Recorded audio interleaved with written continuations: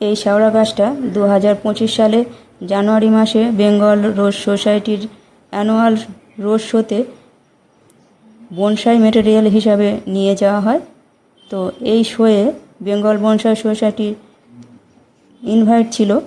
তো সেখানে বেঙ্গল বনসাই সোসাইটির মেম্বাররা মিলে এটাকে প্রথম ম্যাটেরিয়াল থেকে বনসাইয়ের রূপ দেয়।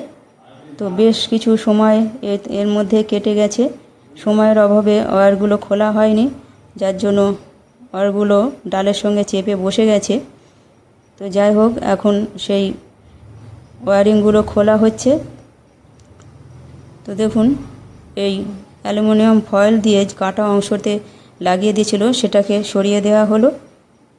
তারপর ব্রাঞ্চগুলোকে নিচের দিকে টেনে নামিয়ে রাখা হয়েছিল শিকড়ের সঙ্গে। তো সেই সব ওয়্যারগুলো সবই খুলতে হচ্ছে, অনেকখানি সময় লাগছে। আর ওয়্যারগুলো ব্রাঞ্চের সঙ্গে বেশ কিছু অংশ চেপে বসে গেছে। তো এটা কোনো প্রবলেম নয়, বেশ কিছুদিন পরেই এগুলো রিকভার হয়ে যাবে। তো এই শেওড়া গাছ এর বিজ্ঞানভিত্তিক নাম হলো স্ট্রাবুলাস অ্যাসপার। তো একে স্যান্ড পেপারও বলে, কারণ এর পাতাগুলো খসখসে হয়। তো এই ওয়্যারগুলো এখন খোলা হচ্ছে।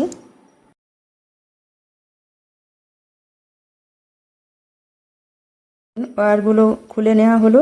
এরপর বেশ কিছু অপ্রয়োজনীয় ব্রাঞ্চ কেটে ফেলা হচ্ছে। দেখুন, ব্রাঞ্চগুলো সব উপর দিকে উঠে উঠে গেছে, তো সেইগুলো কেটে ফেলা হচ্ছে। আর ফ্রন্টের বেশ কিছু ব্রাঞ্চ কাটা হচ্ছে, যাতে ফ্রন্টের ভিউটা ভালো বোঝা যায়, তার জন্য।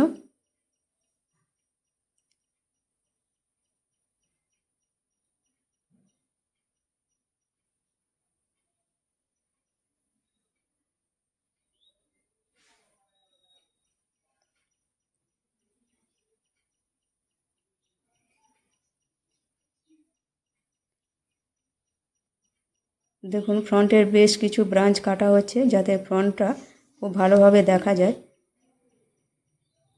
আর এটা একটা লার্জ বনসাই।